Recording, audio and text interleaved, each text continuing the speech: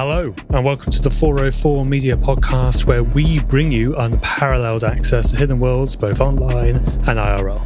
404 Media is a journalist-founded company and needs your support. To subscribe, go to 404media.co. As well as bonus content every single week, subscribers also get access to additional episodes where we respond to their best comments.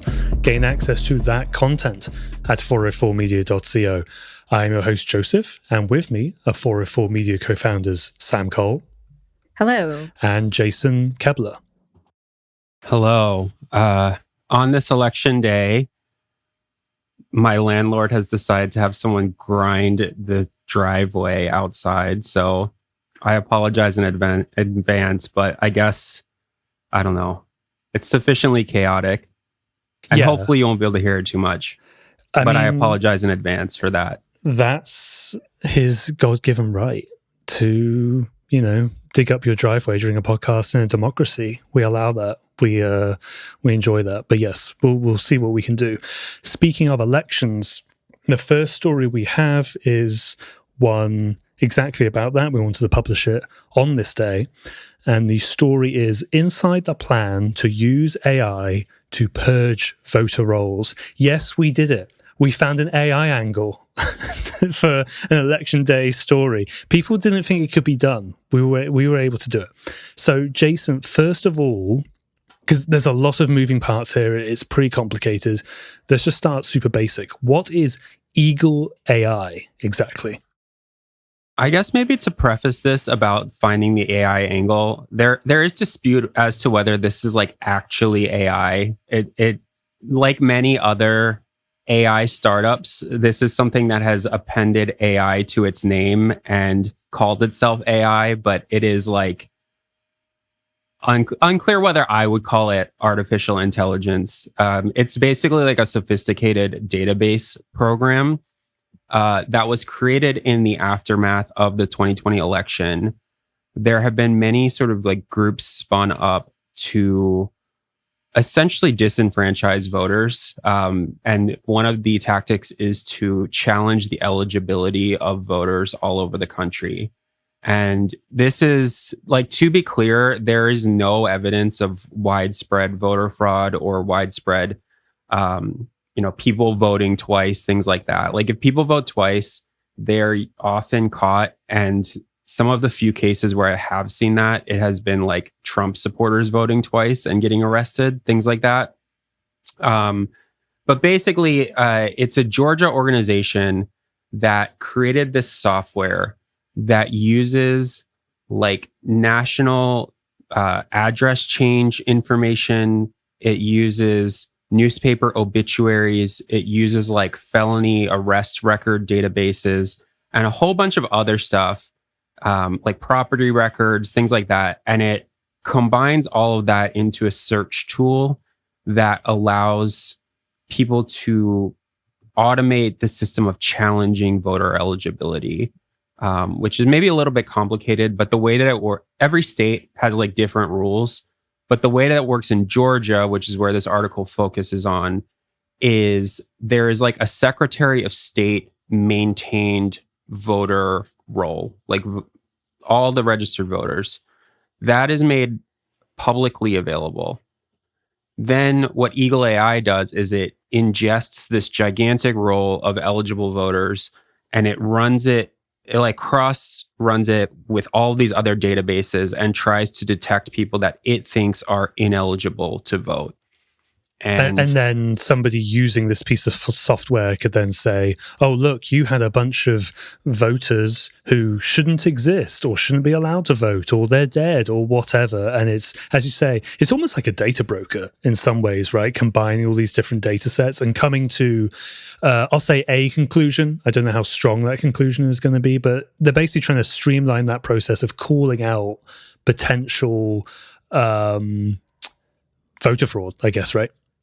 Yeah, I mean, that's exactly right. And it has so much in common with data broker, the way that these things are sort of like cross-pollinated and collated and so on and so forth. And a lot of the information is actually like purchased from data brokers in some cases. Some of it is government data, but it's also like information scraped from the web, bought from data brokers, so on and so forth.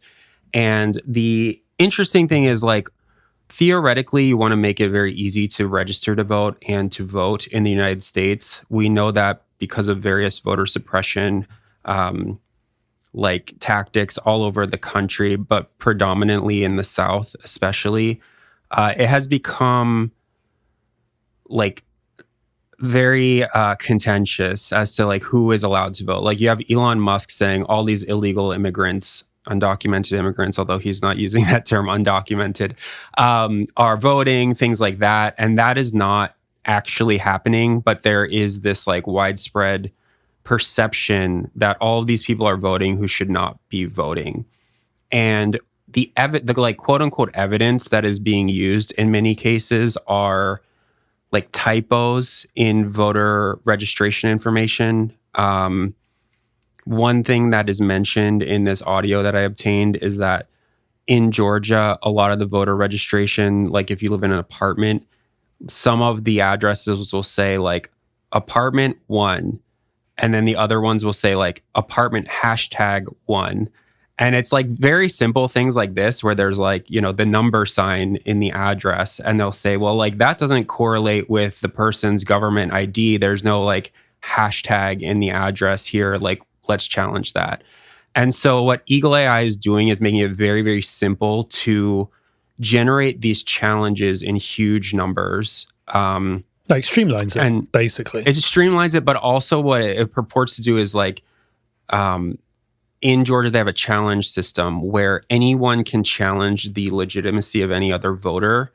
And so what happens is you have these groups that create these challenges and submit them to different election boards of each individual county. And so you'll have like one person filing 10,000 of them or like 80,000 of them. And there have been a few cases in Georgia where one person is filing tens of thousands of voter challenges collated from either Eagle AI or like other similar products that have been created over the last few years. And then like the Board of Elections has to go and determine whether these challenges are legitimate or not. And the really interesting thing in this case is that Eagle AI is in some cases being used to generate these challenges with one click, like, you know, click challenge. And then there is a county in Georgia that voted overwhelmingly for Trump in both 2016 and 2020 that like entered into a contract with Eagle AI to then use Eagle AI to review the challenges. So the scary thing here is that you could have these challenges being generated using information that is almost always faulty in some way. And then the government entity checking it is using that same software to check whether it's valid or not. Right. I mean, that's a mess. And even though I don't know much about this specific tool beyond your reporting, I know that the data coming out of data brokers is not always accurate, and it can be a mess. And, you know, that's not ideal. Yeah. And to be clear, the Georgia Secretary of State, like the guy in charge of all of the elections in Georgia, told the counties, do not use this software. Specifically, they said, don't use Eagle AI because we don't think that its data is accurate. And, you know, there was this county in Georgia that was considering using it. And ultimately, they ended up not using it in this election because, you know, it's a busy year. Obviously, like there's a lot going on. And they basically said, like, we didn't have time to get trained on how to use this. But that doesn't mean Eagle AI wasn't used across the country to formulate these challenges. Caroline Haskins, who we used to work with at Motherboard, has done some reporting on this, and actually like an hour ago published another story on Eagle AI saying that it's been used by private citizens in North Carolina to create like huge numbers of voter challenges. And so we do know that this is being used right now. Yeah, totally. And you mentioned audio, and we'll get to that in a second. Before we do that, who actually made Eagle AI? We've spoken about who uses it, and that can be, you know, counties and then private citizens as well. But who made this tool exactly? So it's a guy named Dr. Rick Richards, who is a Columbia County resident, which is one of the reasons why they're like, oh, he like lives nearby, let's use it. He's an epidemiologist. I don't know that much about him, and I didn't focus on him that much in the article because a lot of the previous reporting on Eagle AI has been about how the tool was made and who this person is. But he's part of like a larger effort to, I guess, cast aspersions on American voting lists. There has been this really big push to politicize voter rolls and who is on it. And I will promise I'll keep this short. I won't get into it that much. But there was an organization called ERIC, like ERIC, which is still a nonpartisan group that basically like updates voter rolls across the country, and states opt into using it. And it is a group that if you move from Georgia to Texas or Georgia to Maryland or whatever, like they help update that information on the back end for secretaries of state. In the aftermath of the 2020 election, Republicans started saying like this is a Democratic psyop, more or less, and have run a big campaign against Eric, saying that it's somehow biased in some way. And as a result of that, a lot of states have started pulling out of using Eric. Like they have been successful at politicizing it to the point that this is not used that much in that many states. And the thing that is replacing it, or at least the thing that people are positioning as a thing to replace it, is Eagle AI, which takes some of the information that Eric had, like the, change of address information, things like that. But they're also adding all of these other like pretty scary data sets into it, and very often inaccurate data sets. There were also like a lot of, in the meetings that I listened to, there was discussion of like a lot of voters living at a single address, for example. And by a lot, I mean like 5. And it's like there are many places in the United States where more than 5, 18-year-olds who can vote live in the same house. Like that's common. Another thing is Eagle AI was like detecting anyone who lived at a nursing home as being suspicious is not the right word, but being flagged in some way. Just because they're under the same roof, right? Just because they're under the same roof. And it's like, well, yeah, like hundreds of people can live at a nursing home and they are probably mostly eligible to vote, like things like that. And so there has been like a long history of people being flagged and removed from voter rolls inappropriately because of some clerical error or because of some challenge that had to do with, well, they showed up on some list somewhere or they have a very common name and there was a death notice for someone with that name, but there was actually 2 people who had the same birthday and the same name, and one of them died, something like that. Like that stuff happens often. Mm-hmm. And many like voter rights groups are saying like we need to have like a really robust voter list, because if you don't, you're gonna purge people who think that they're registered to vote and are registered to vote and should be allowed to vote, but can't because they've been removed from the list either accidentally or as a result of like a concerted effort to trim the voter lists. Right. But like one of these malicious or potentially malicious requests that could be powered by something like Eagle AI. So you mentioned some audio you got and some meetings. We will listen to a short clip in a minute, but just broadly, what is this audio of and how did you get it exactly? Because it's that's the basis of this article. Yeah, so I knew that the Board of Elections in Columbia County was considering this, and a lot of counties make audio available just like on their websites of meetings, and usually they make video available, to be honest.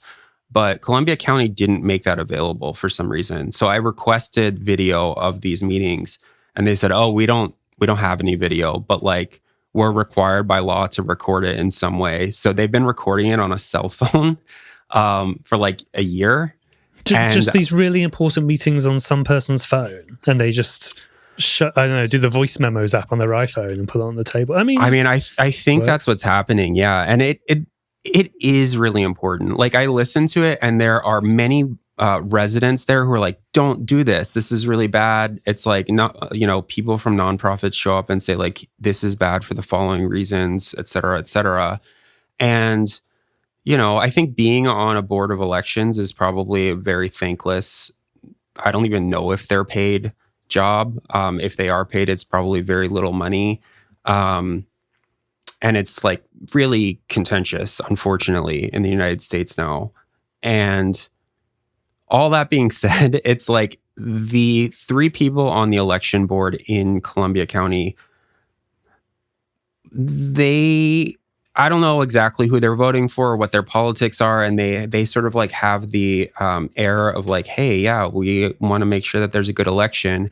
But at the same time, each of them were repeating these sort of talking points from Eagle AI about there being dead people on the voter rolls, about there being people who shouldn't have voted that did vote in 2020, like things like that. And so some of the audio that we'll play here is just members of the board talking about, like as I see it, kind of repeating talking points that are popular among the Stop the Steal folks, and then talking kind of like callously about how Eagle AI can be used to like quote unquote research voters without them knowing, which I think is also pretty concerning. Yeah, for sure. All right, let's listen to some of that audio now, just a minute or so, to give you an idea of what this article is based on.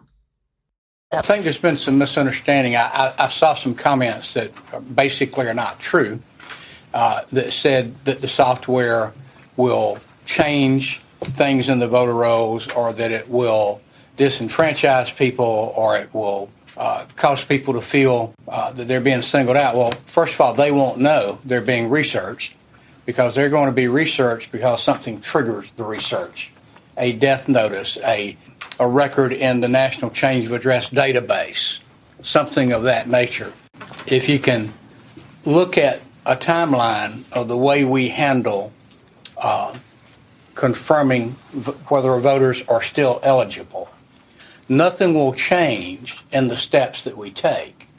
The only thing in the little segment that is research, to reach the point where you decide what you need to do, Eagle AI would be inserted there as a tool to help with the research. So, Jason, what does this audio overall show us? I mean, of course, how many, what is it? Is it hours of audio you got? I got like 12 or 13 hours of audio because it was like 12 meetings over the last year. I would say about 2 or 3 hours of that was talking about Eagle AI. And then a lot of the other stuff was just like regular, like, here's the polling place. Right. This county was hit by Hurricane Helene. And so they were talking about like, we're changing different polling places and things like that. So there's a lot of that. There were 2 like really, I would consider them contentious meetings where Eagle AI was the dominant topic of conversation. And one of them was October 2023 and one of them was December 2023.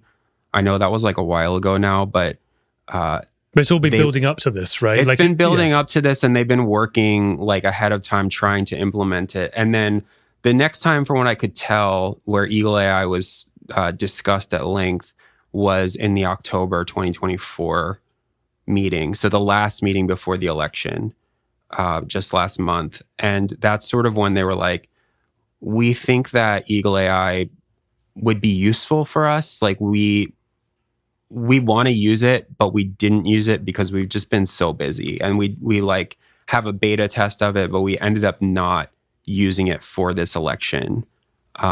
Which doesn't mean they won't for a future one, if there are any more elections in the United States.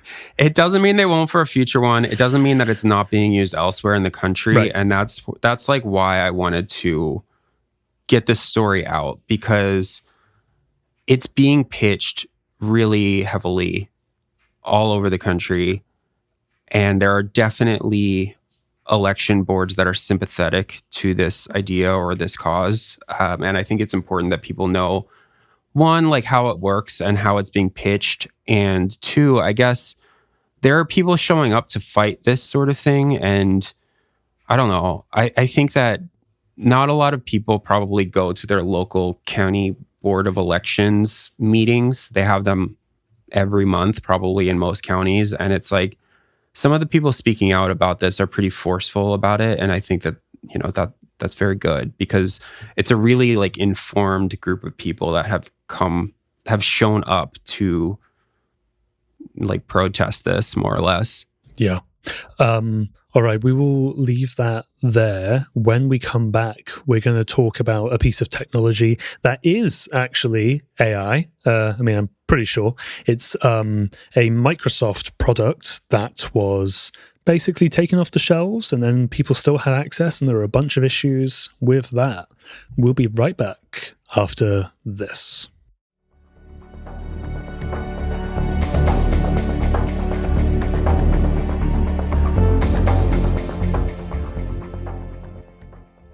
Black Friday and the holiday season is coming up.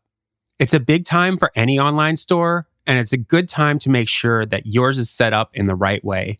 404 Media uses Shopify to sell our merch, and it's one decision we made that has simplified everything for us. Whenever I need to restock items, offer a new item for sale, or manage our inventory, everything is just a click or two away in Shopify's simple but powerful backend, which gives you everything you need to start and manage your store so you can spend less time researching and more time selling. Upgrade your business and get the same checkout we use with Shopify. Sign up for your $1 per month trial period at shopify.com/media, all lowercase. Go to shopify.com/media to upgrade your selling today. Shopify.com/media. I love a great deal as much as the next guy, but I'm not going to voluntarily sit in traffic for hours just to save a few bucks. It has to be easy. No hoops, no BS. So when Mint Mobile said it was easy to get wireless for $15 a month with the purchase of a 3-month plan, I called them on it. Turns out it really is easy to get wireless for $15 a month. The longest part of the process was the time I spent on hold waiting to break up with my old provider. Mint Mobile's simple, intuitive website makes it really easy for you to buy your plan, get on Mint Mobile, all while keeping your phone and your phone number. To get started, go to mintmobile.com/404media. There, you'll see that right now, all 3-month plans are only $15 a month, including the unlimited plan. All plans come with high-speed data and unlimited talk and text delivered on the nation's largest 5G network. You can use your own phone with any Mint Mobile plan and bring your phone number along with all of your existing contacts. Find out how easy it is to switch to Mint Mobile and get 3 months of premium wireless service for $15 a month. To get this new customer offer and your new 3-month premium wireless plan for just $15 a month, go to mintmobile.com/404media. That's mintmobile.com/404media. Cut your wireless bill to $15 a month at mintmobile.com/404media. $45 upfront payment required, equivalent to $15 a month. New customers on first 3-month plan only. Speed slower above 40 gigabytes on unlimited plan. Additional taxes, fees, and restrictions apply. See Mint Mobile for details.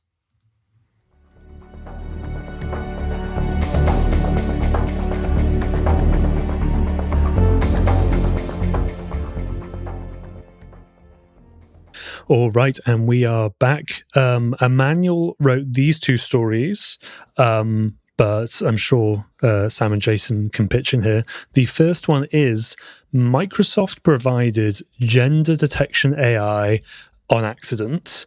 Sam, so Microsoft previously had an AI that promised to detect certain things after looking at someone's face. What was it looking for exactly?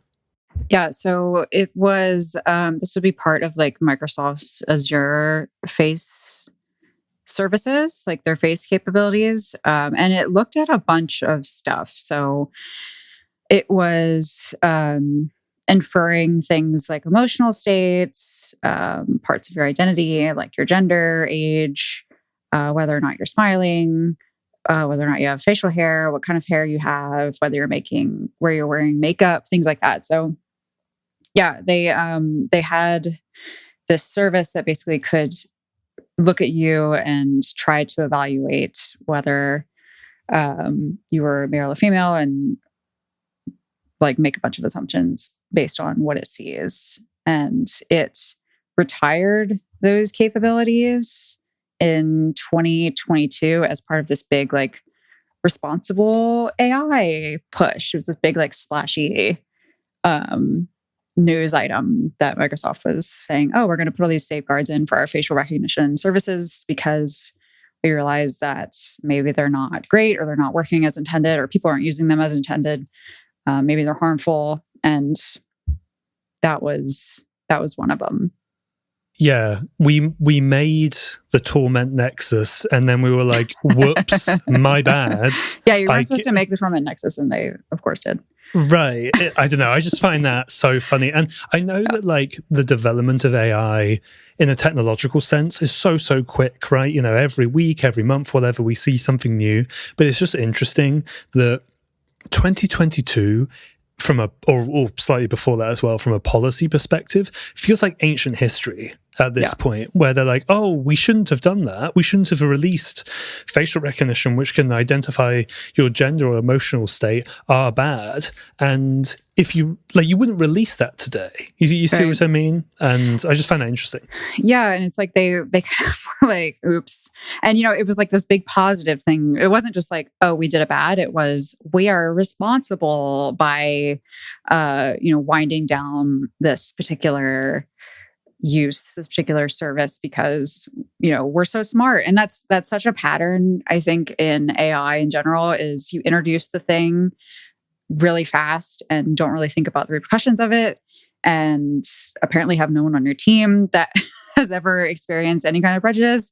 And then you say, oh, we realized that actually we're so much smarter than everyone because we're responsible now and we're going to do the right thing. And aren't we the bigger man? It's such a vibe across the entire industry. And Microsoft was doing that in 2022, which you're right. It was only 2 years ago, and it feels like an eternity ago. So consider like the state of AI even 2 years ago is nowhere near what it is today. It's all changed so fast. So, and Microsoft even had, I was looking at this before the podcast because I thought it was interesting that they had like a uses and then a maybe don't use it this way list on their documentation page. And it's like, avoid using for task monitoring systems that can interfere with privacy, avoid using where, you know, a human in the loop is needed. Don't use, consider using in schools. It's things like that. And it's just a list of things that like people are definitely gonna do. It's like a suggestion list. It's like, if you have to say don't do it, people are doing it. I think on the same token, it's like, I think that it should go without saying, but I will say it anyway to be crystal clear. It's like gender detection, facial recognition, and gender detection, like AI is a pseudoscience for one. It is super like not accurate. In addition to being like a horrible idea, researchers who have researched it have shown like repeatedly that one, it's like not accurate. Emotion detection AI is not accurate. And two, it's like, if you're going to use it, the Torment Nexus, et cetera, if you're going to use it, the only ways that you can use it are to discriminate against people. Like that's what literally it the exists point. For. Yeah. It's literally the purpose, because if you're trying to pigeonhole somebody into an emotional state or a gender, that is, you know, that's just literally discrimination. You're picking something there. Yeah, exactly. It's like phrenology, but with AI. It's algorithmic phrenology, basically. It's useless. The other thing is that once, I mean, Sam basically just said this, but it's like once it's built, other people spin it off and can use it regardless of whether Microsoft, officially releases it or not. There was a researcher at a school in North Carolina. I don't have it up in front of me right now, but we covered it at Motherboard, who made what they called a gender detection AI. And what they did was fed it many stolen pictures from Reddit from like transgender like transition progress picture subreddits without any permission from anyone, built what they called a gender detection, AI, and like super bad. It was really bad. It became a very bad thing. They didn't store the data set in any sort of like secure way, and it became an absolute mess. And so it's just like, the reason that people build these things is to enable discriminatory things. Yeah. And as you both allude to, this is why, in part, Microsoft said, okay, well, if we can't stop people doing bad stuff necessarily, we're just going to stop offering it. And that's what they did in 2022. But it turns out that it was actually still active and accessible by some people who were using, as I understand it, basically an older version. They were almost like grandfathers into this earlier access. So as well as that first piece, Emmanuel also published this other one, which is about a project which I find incredibly fascinating. And the title of the article is, "When Does Instagram Decide a Nipple Becomes Female?" And this is a project of Ada. I hope I pronounced that correctly. And what she did was basically document her transition with photographic evidence every day or at regular intervals, and process those through various AI detection systems. So there is the Microsoft one in there. I think there's an Amazon one as well. And of course, Instagram, right? Which is what the headline alludes to. And it's, well, when does this computer system decide that I've transitioned, in the eyes of this not caring machine? When is my nipple now technically a female nipple? And I guess, I mean, to us, it's kind of obvious, like, why you want to test Instagram specifically, because Instagram has a very long storied history with nudity and with nipples specifically. So, Sam, how does Instagram treat nipples exactly in its moderation efforts? Yeah, I mean, it's just like, this is such an ongoing, like, who the fuck knows moment for Instagram. It's like the nipple thing has gone on forever. Technically, Instagram has policies against nudity, and they don't allow, I mean, I'll just quote straight from them because it's such a funny line. Photos, videos, and digitally created content that show sexual intercourse, genitals, and close-ups of fully nude buttocks. I don't know how close you need to be, but close-ups. And it also includes female nipples, is what the line says in Instagram's terms of service. But breastfeeding, giving birth, and after-birth moments, and health-related situations, as well as breast cancer awareness or gender confirmation surgery, or things like that, or acts of protest are allowed. So it's like, it's the eternal question of the internet is like, when is a nipple female? It's an old thing from Tumblr from like 2018. It's like female presenting nipples was like the meta on Tumblr for a long time, because they changed their terms of service to say female presenting nipples were not allowed, but all the other nipples are okay. It's like, when do you define a nipple as being female? And Instagram makes all of this way more confusing by applying it so irregularly and disproportionately. It's like, sometimes a nipple is okay. Sometimes it gets you permabanned. Sometimes it's like, you'll see like Playboy models and brazzers being like, on Instagram showing almost total nudity, and then you'll get banned from Instagram for showing like side boob. It's so confusing and it makes no sense. Mm-hmm. And it disproportionately affects trans people, fat people, people of color, and also sex workers and sex educators and anyone doing what Instagram says is okay to do on Instagram, like sex education and things like that. So yeah, that's the environment that Ada was working in. And I think that's so interesting. And she found out about the Azure thing because she was using a couple different facial recognition tools and services to track when those also detected. Like, when did they rate her as female? When did they not? It was all just kind of like in a spreadsheet for her, which I think is so nerdy and fun. But yeah, that's Instagram's line on it. And testing it is super interesting. Yeah, I'll just read out a quote from her, which says, "I'm really interested in algorithmic enforcement and generally understanding the impacts that algorithms have on our lives. It seemed like the nipple rule is one of the simplest ways that you can start talking about this because it's set up as a very binary idea. Female nipples, no. Male nipples, yes. But then it prompts a lot of questions. What is a male nipple? What is a female nipple?" For those who don't know, back when we all worked at Motherboard, the technology section of Vice, before we quit to make 404 Media, me and Jason worked on a series of stories about Facebook and Instagram's content moderation. We got leaked, I don't know, was it hundreds of pages of very internal content moderation documents. There was stuff in there how Facebook has to contend with dick pics. There was technically you're allowed to have the face of a world leader with anuses for eyes, but then something like that. I don't know. But that is the anecdote that I always Yes. come back to and that I always say because it's the only one I can specifically remember. There were so many like highly specific rules about how its content moderators should interpret this stuff. And here is what the rule was, as I understand. Okay. It's like you are allowed to show an anus on Facebook or Instagram if it has been photoshopped onto the face of a world leader as an act of political protest. However, if there is a dildo or butt plug going into it, that is not allowed. Right. And you're not allowed to do it to people who are not famous.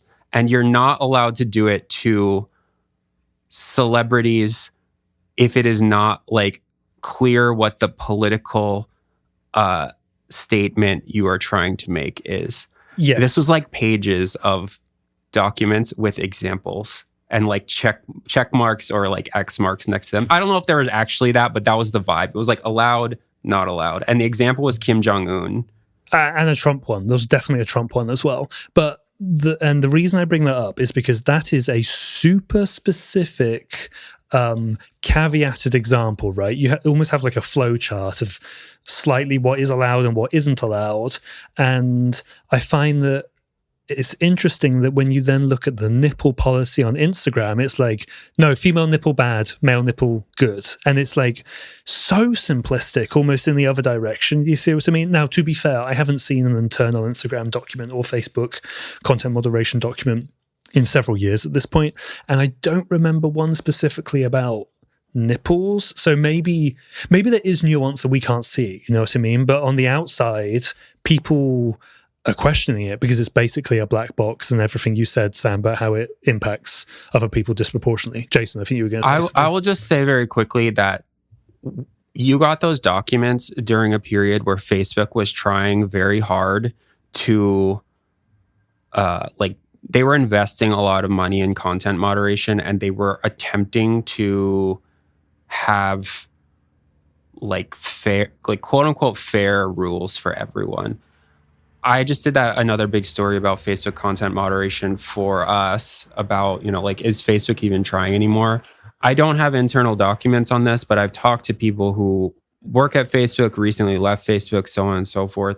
I think it's fair to broadly state that so much more is automated now. Like that, those were guides for human moderators who were reviewing things. I suspect that they have just said fuck it and are like over deleting things now because they don't super care about being like fair to sex workers and women and so on and so forth. I think that they're probably just over deleting. And I think that that's happening because this story that we just published got deleted by Instagram and Threads just for sharing the link. Yeah, when we posted it to Instagram and Threads, what do you call a post on Threads? A thread? Did they delete the thread? Was that it, or was it? I posted it on Threads. Yeah, I think everyone did, but I posted on Threads, and within 10 minutes it was deleted, and it said it was like graphic nudity or whatever. And then I appealed that, saying no, this should be allowed because it is like political speech, and it's also not graphic, and it's also, that's what the article is about. Like, and there's actually not a place on Instagram or Threads or Facebook where you can like write an impassioned appeal. They give you like 5 little check boxes, and you click one of the boxes, and I clicked that, and then like 5 minutes later they said, we have rejected your appeal. And on Facebook they limited our account, which I don't think I even told you, but no, first time learning of it. Yeah, I mean, it was so we're no longer allowed for the next month to create a group. It's funny, the rules, the way that they've started like punishing you is like, first they're like, you can't post on Marketplace anymore. Then they're like, no, it's just like random little like slaps on the wrist, and then they're like, now we banned your account entirely. Right. I mean, the groups one is interesting because, of course, they've had a big issue with groups in the past, and then they tried to lean into it.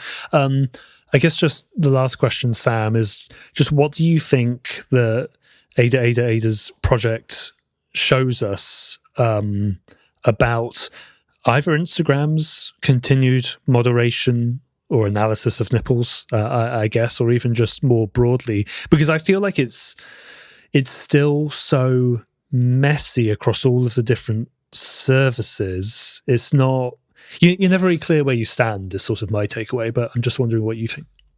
Yeah, I mean, it definitely just drives home the point that it's all so arbitrary and so confusing for users, and that Instagram is not really putting a whole lot of thought into this like individually. It's like Jason said, they don't really seem to care anymore about whether users, like the average user, is having a good time at all, or, you know, is not looking carefully at each post that they're banning or each account that they're deciding to permanently ban, things like that.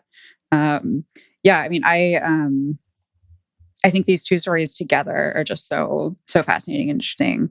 I was reading the Access Now is like a nonprofit, like a digital rights organization, and they put out a statement about facial recognition and how specifically like gender and facial recognition is really fraught and bad, and reinforces these outdated stereotypes about things like race and gender. Yeah, I mean, they gave the example that you know, if you're trying to catch your flight and then being stopped by these facial recognition ticket services that are everywhere to check into your flight or to get onto the plane, and being stopped because the computer thinks that you look too male to be female, or you look too female to be male, and it doesn't match your passport.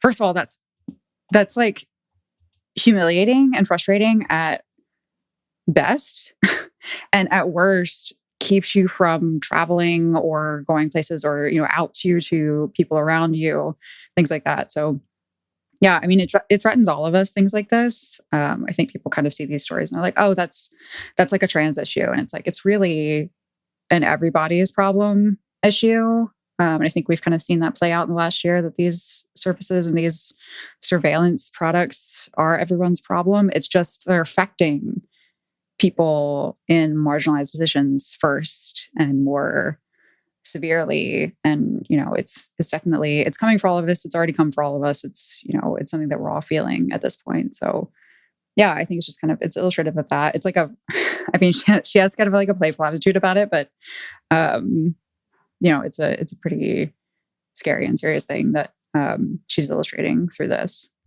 For sure.